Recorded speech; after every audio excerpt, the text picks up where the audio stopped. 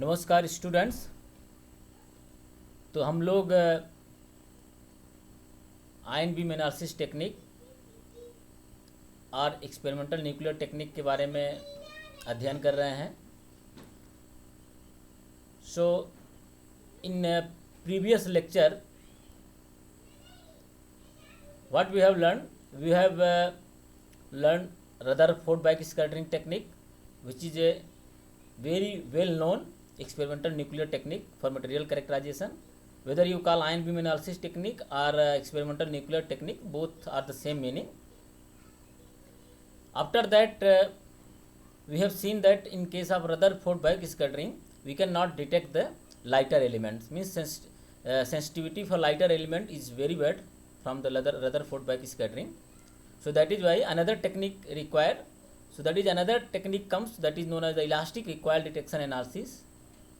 That is again an experimental nuclear technique which can detect lightest element. And the basic difference was in RBS and ERDA. In case of RBS, projectile was used light mass, means this projectile mass should be lighter than the target mass, then it can be backscattered. In case of ERDA, the projectile mass should be larger than the target mass, then target atom may recoil. So that was the basic difference. And then therefore hydrogen detection can be done by using the ERDA techniques. So these two techniques we have learned. So these two techniques are known as the ion beam analysis technique or experimental nuclear technique. So in today's lecture, we will learn another technique that is again is based on ion beam, that is known as, it is called as ion beam analysis techniques. Okay, but here in this case, so this nuclear collision does not take place. So that is why I will call only the ion beam analysis technique. It's not nuclear experimental nuclear technique. And this technique is known as the particle induced X-ray emission or proton induced X-ray emission. Okay, so this PIXE, proton induced X-ray emission or particle induced X-ray emission, this technique is also known as the ion beam analysis technique. So I have prepared this topic, this lecture from this book, Atomic and Nuclear Analytical Methods, that is by H.R. Verma. So this is a very nice book. And then some of the figures and some of the parts, some of the figures I have taken from this reference, that is a research paper, that is I.M. Govil, Current Science. This paper is totally based on the PIXE only. So it's starting from the basics to the application. So one can go through this paper, I.M. Govil, and I have taken so many figures from this reference paper. But in short, if you want to understand what is PIXE in a very concise way, so you can go through this book. So that is in chapter 2 or chapter 3 it is written, PIXE. And they actually in this book they have in chapter 3 I think they have included all the ion beam analysis technique in a short way, means one can have a look how these ion beam analysis techniques work. So today in today's lecture we will start the ion beam, another ion beam analysis technique, that is PIXE. Okay, so let us start the PIXE technique. So as its name refer, that is PIXE means particle, or I have written proton. Here I have written two things, particle or proton. So whether you call particle induced X-ray or proton call induced X-ray emission, that is known as the PIXE. Why I have written particle, why I have written proton, I will justify later on in maybe when we will deliver the lecture, we will try to understand. So it is basically a non-destructive method of elemental analysis. So I have written some features of the PIXE. It is non-destructive, means it will not destroy the sample. What happens in this technique, that if you see, that is the atomic picture, means we have a nucleus and then K cell, L cell, M cell, and electrons are occupied in K cell 2 electron, in L cell 8 electron, and M cell similarly so on, the electrons are occupied. Okay, if an energetic charged particle. Okay, but here what will take? Proton. It may be any other particle also, but normally in case of PIXY we take proton, so that I will explain why it will take proton only. Okay, so normally proton used to be taken.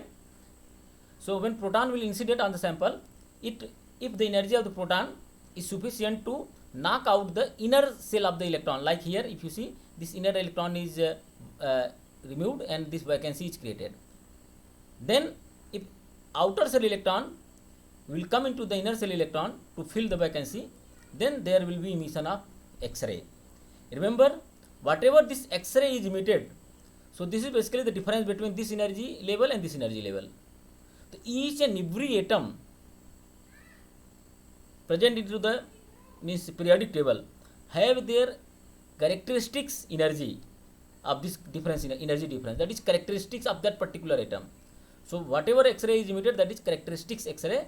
So that is why, so you can say that if one can probe the X-ray of the emitted from this from higher orbit to the this outer orbit to inner orbit, then one can detect which this X-ray is coming from which elements. So that is the basic principle of this PIXY. So what I have explained. So each element has different electron orbit and has hence emit different energy X-ray, which are characteristics of the element, and detectors are used to differentiate between X-rays of different energies emitted from each element. So one can say what we have learned till now. We have learned RBS. In RBS also we analyze the elemental composition of the sample. In ERD also we can analyze the elemental composition of sample. Depth profiling we can do in both. Similarly, in PIXY also we can do the elemental analysis. It means one can say that PIXY is a complementary technique to the RBS. But there are some advantage of the PIXY. Obviously in RBS we cannot detect the lighter element, but here you can detect all lighter element. PIXY RBS cannot be used for the biological sample or some other samples like archaeological sample. Here I will demonstrate that this PIXY is a very versatile tool, a very versatile technique which can be used for several other field also. Okay, so the principle of PIXY is to excite the atom of substance to be characterized, means the sample which we want to characterize, we have to excite by any external source. Okay, by bombarding sufficiently energetic charged particle or maybe X-ray, maybe gamma rays. Okay, means if you have a sample here, if you see, so this is sample and we want to characterize this sample. So what we have to do, we have to excite the sample, means we have to excite the atom.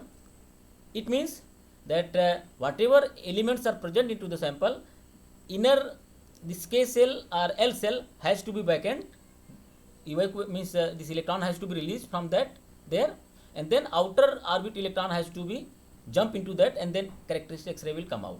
Then we can detect the X-ray. So this excitation of the electron can be done by using external source of radiation. It may be X-ray, it may be gamma ray, it may be charged particle. That is why I have written particle. If this particle is proton, so it will be called a proton induced X-ray emission. If particle is maybe another, it may be helium, it may be alpha particle, it may be lithium, hydrogen ion may be also there. Okay, so it will call be particle induced X-ray emission. That is only the difference. So characteristic X-ray will be detected, emitted, and if we detect the characteristic X-ray, then that will give the PIXY technique. So here I have shown in second diagram, let us say projectile is falling on the sample. So the sample is made of atoms, lot of elements. So if I have shown one element electronic diagram of electronic structure of atom. So this inner cell and then electrons are filled. So this projectile is, if this projectile energy should be the energy of the binding energy of this inner orbit electron. So this transfer the energy and then the electron will be emitted. If this electron will be emitted, so then two phenomena may happen. Okay, when this projectile is hitting the target of the atom, so two phenomena may happen at the same time. So let us say this K cell is vacant now. Okay, now there are two open possibilities there. One possibility is that this outer electron or electrons, they may jump and fill to the K cell, okay, and there will be emission of X-ray. And because of this X-rays, as I discussed in figure A, that X-ray or gamma rays may again excite the electron, may again ionize the electron. So this X-ray, whatever X-ray is emitted when an electron is jumping from L cell to K cell, so this X-ray will be absorbed by the own atom, okay, and another electron may be emitted from same atom, okay. So this process here, if you see, three body phenomena is happening. So this process is known as the Auger emission. So here X-ray is not emitting, electron is emitting. So this X-ray is absorbed by the same element, okay.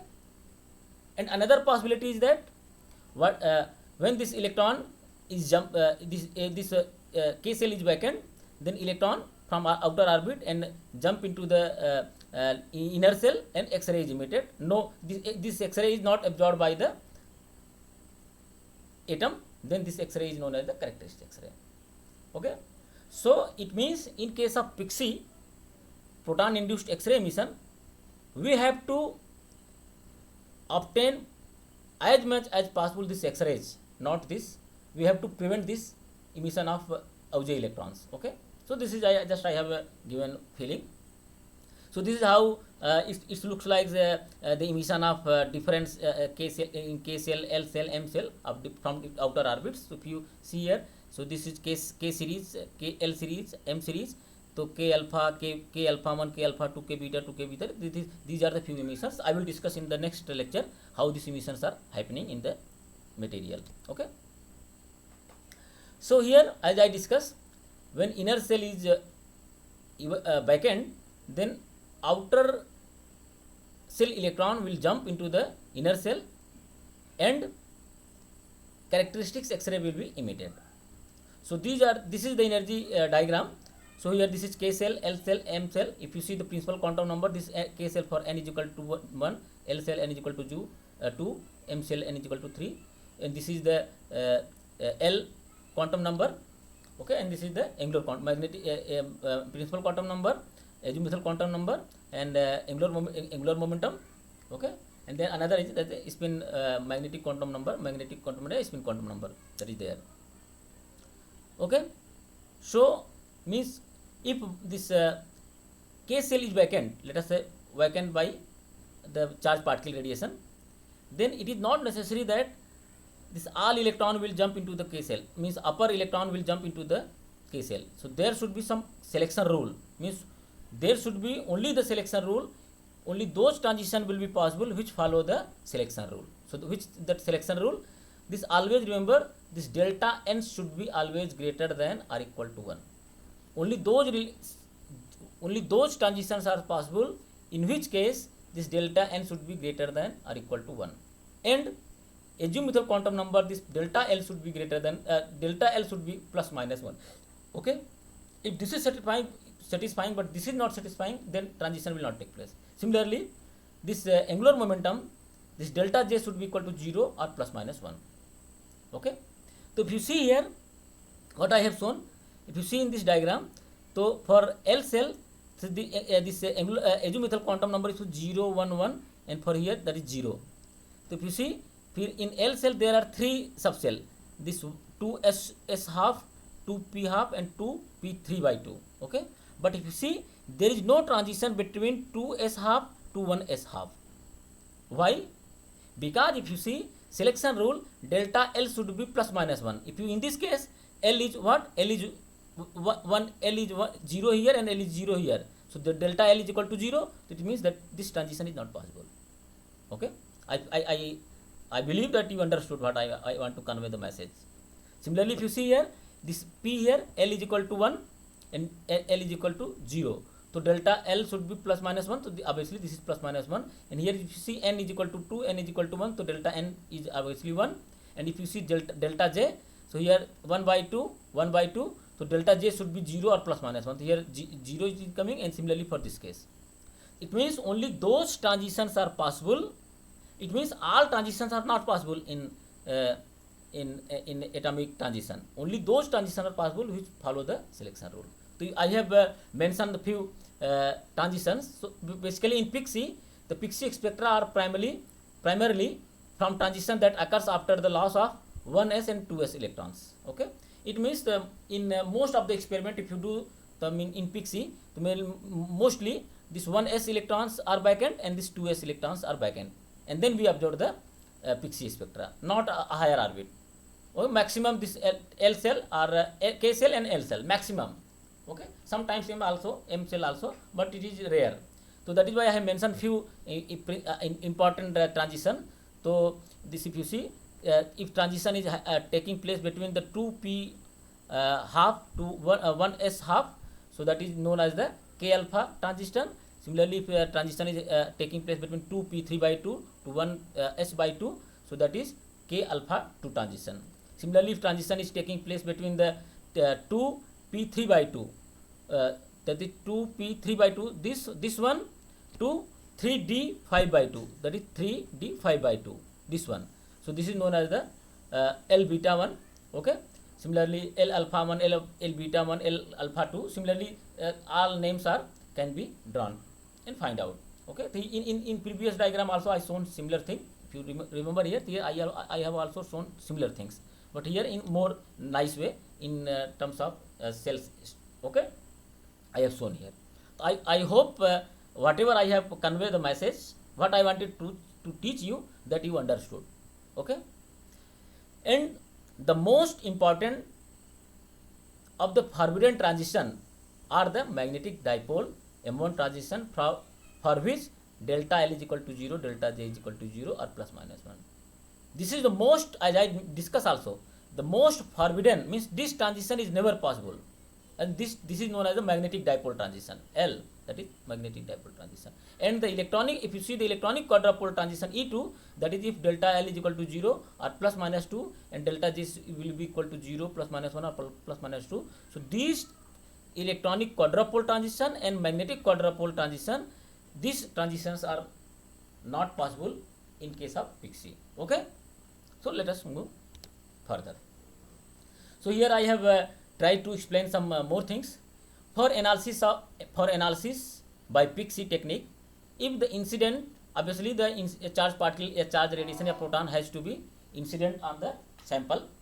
Okay, so if the incident projectile of charge, let us say Z1 and mass M1 is moving with velocity V1, this is the projectile, means proton mass, let us say, and hence energy E0, let us say. If you write the energy, obviously energy will be kinetic energy, that is half mv square, so that half m1 square v1 square, m1 into v1 square. So that is the energy of the charge particle which is falling on the sample.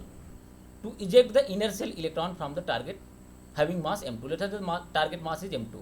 Okay, obviously the collision should be head-on collision.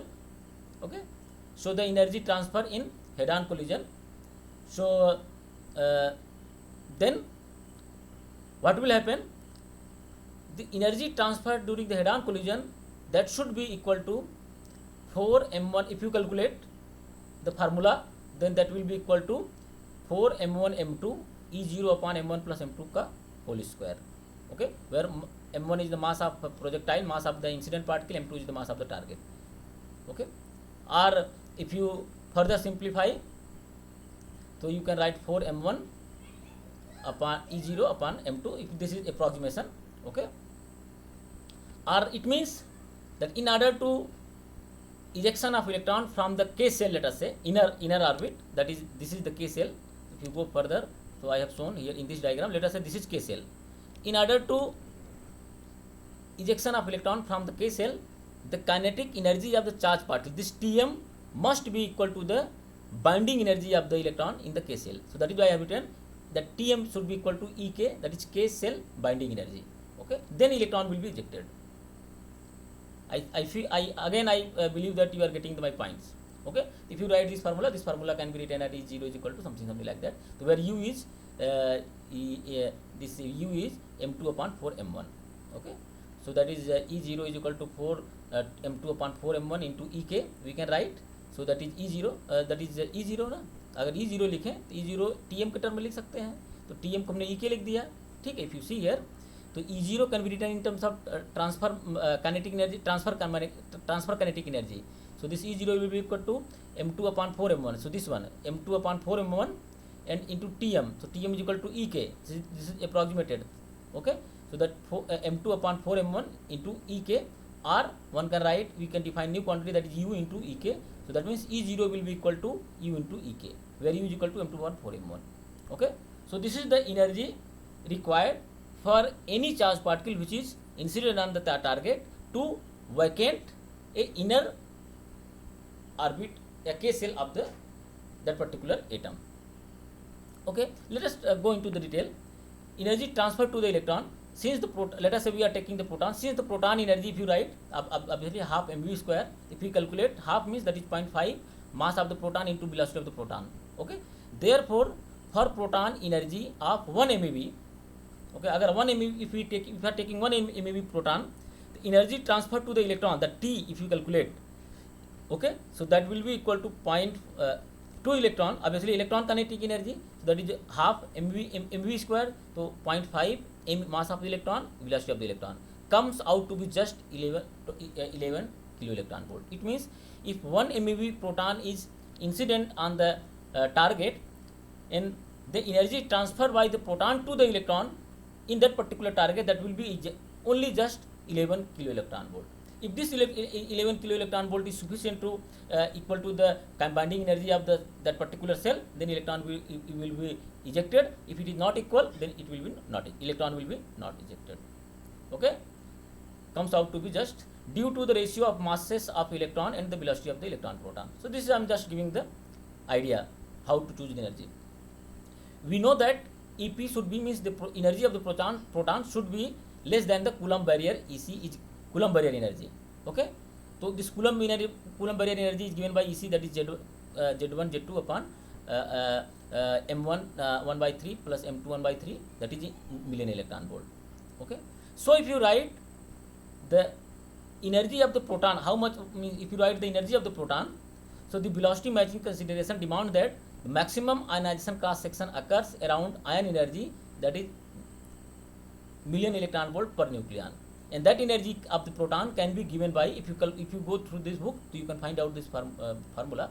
So what we require, that important is that only to you understand the formula, not derivation here. Okay, so this proton energy can be written as 134 U square, where U is what, that is U is equal to m2 upon 4 m1. Okay, U square n square upon z2 square, where this n is known as the principal quantum number.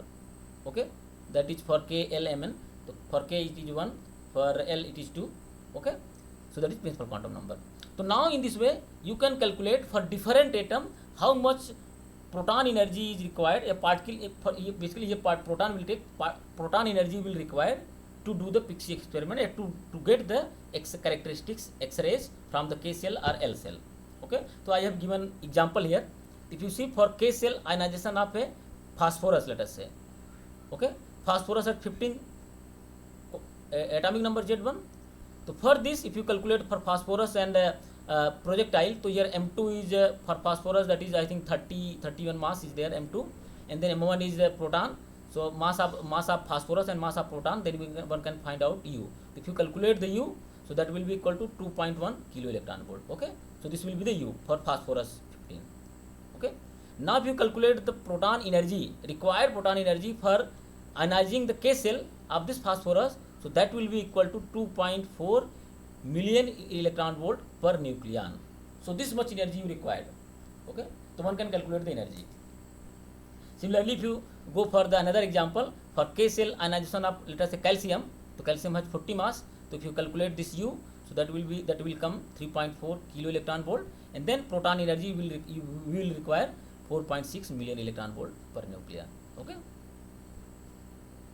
so that means how much proton energy, how much particle energy will require to get an X-ray emission, to get and to do the Pixie, that depend upon the what targets are present into your sample, that you have to also choose.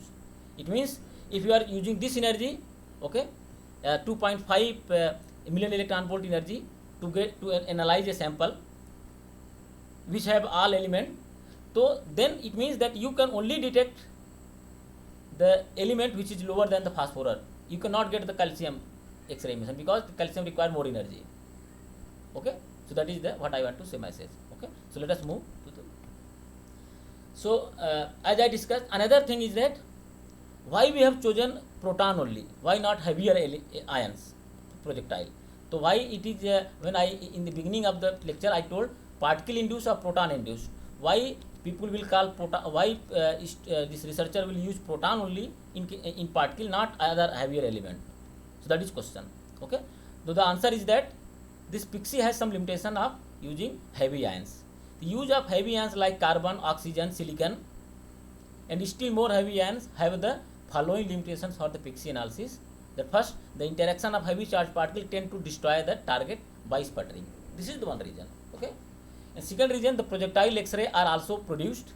The projectile, if heavier mass is there, that will also produce X-ray, which may interfere or overlap the target or sample X-ray, which is emitted due to the radiation. So you cannot distinguish this X-ray is coming from the target or it is coming from the projectile.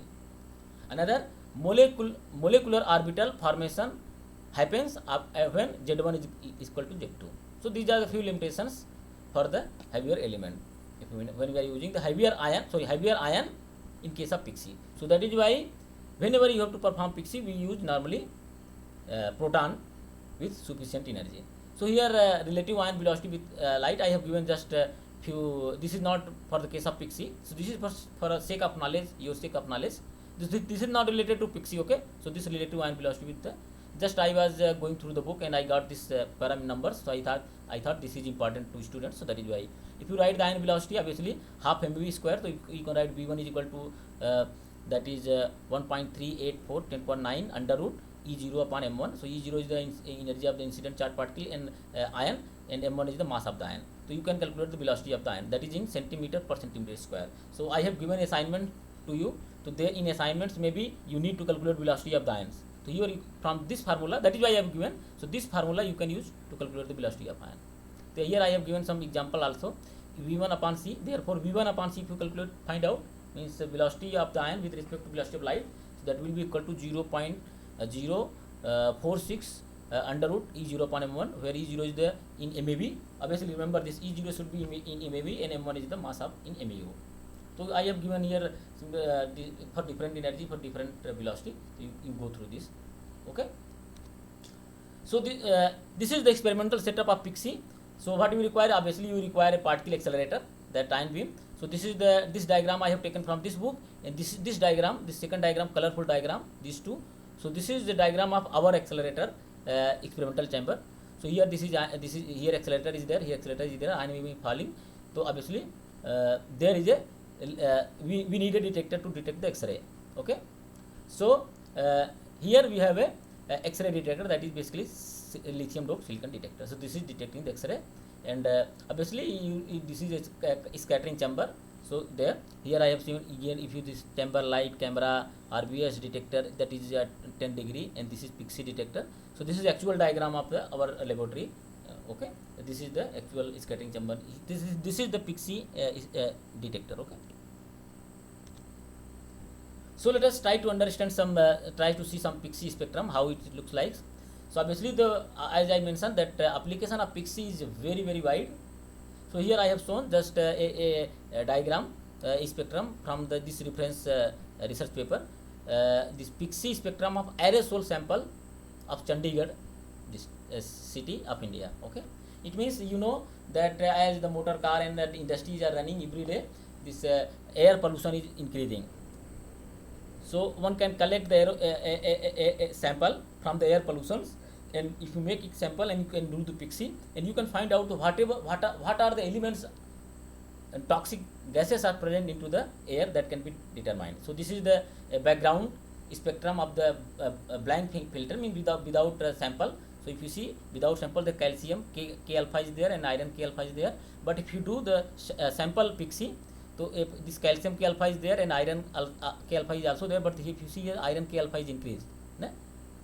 It may, and apart from these two peaks, you see sulfur, chlorine, this chlorine K alpha, sulfur K alpha, titanium K alpha, vanadium K alpha, magnesium K alpha, nickel, it means lead. If you see here, the lead K alpha is also there. Lead is very dangerous for the health. Sulfur is dangerous for the health.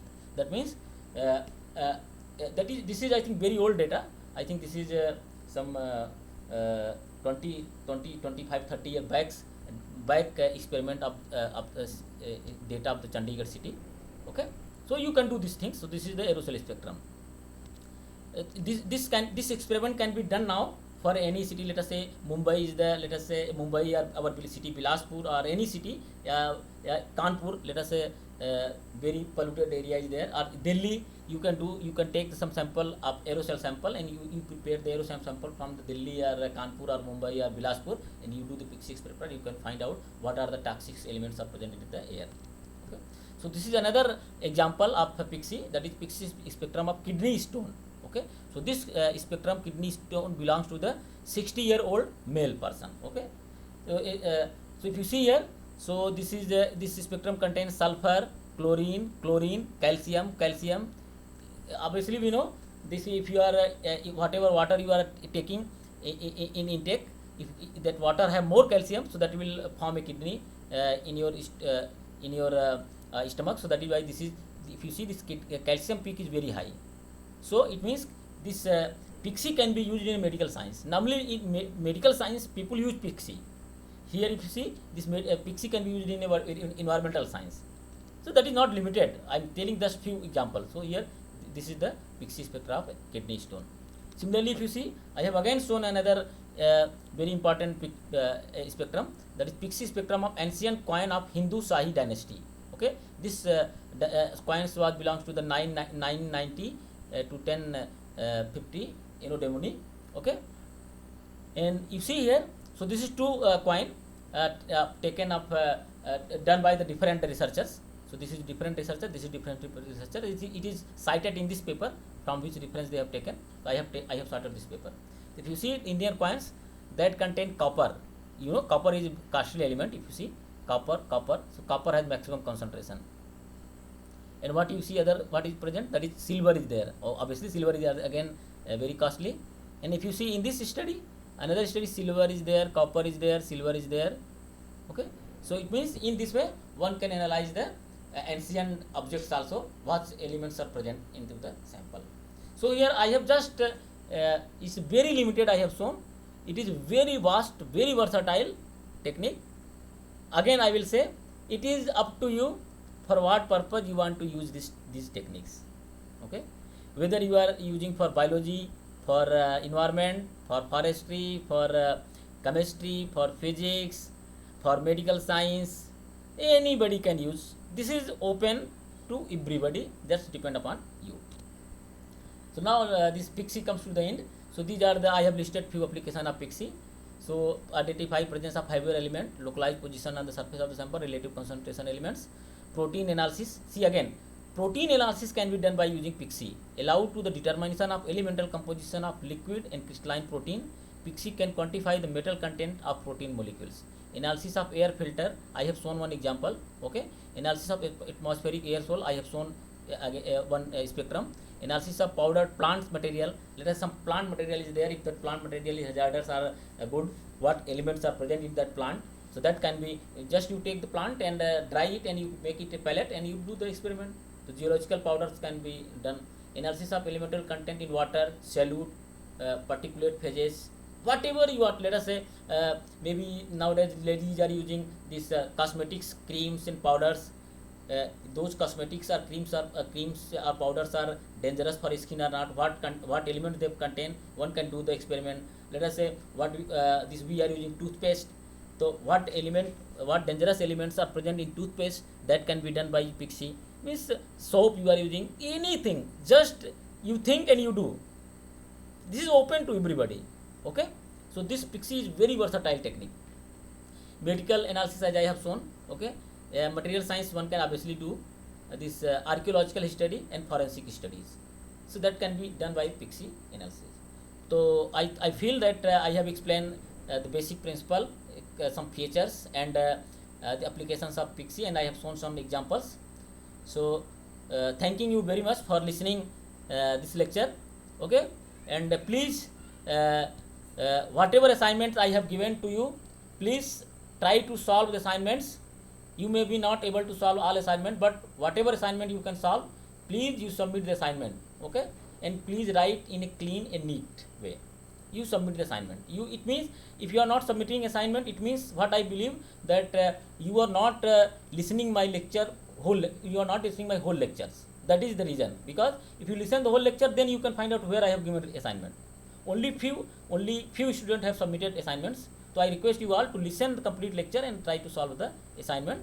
This is for you. The assignment is of 4 marks. Okay. Thanking you very much for listening me.